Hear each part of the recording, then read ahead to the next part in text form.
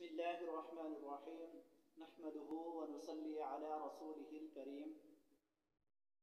میں آپ کی خدمت میں قاری گلزار احمد آج ایک نیو ویڈیو لے کر حاضر ہوا ہوں، اور وہ یہ ہے کہ حضرت علی کرم اللہ وجہہ فرماتے ہیں اللہ تعالیٰ نے جنت میں ایک درخت ایسا پیدا کیا ہے جس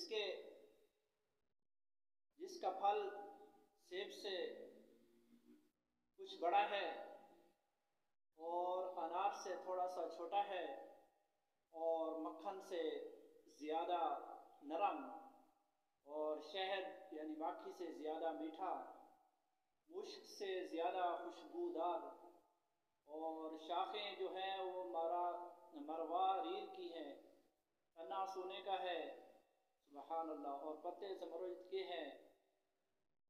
یہ کس کو ملے گا؟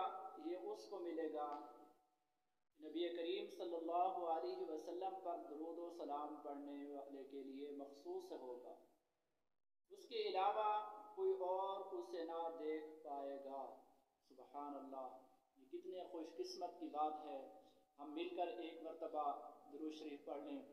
اللہم صلی علی محمد وعلی آل محمد كما صليت على إبراهيم وعلى آل إبراهيم إنك حميد مجيد اللهم بارك على محمد وعلى آل محمد كما باركت على إبراهيم وعلى آل إبراهيم إنك حميد مجيد۔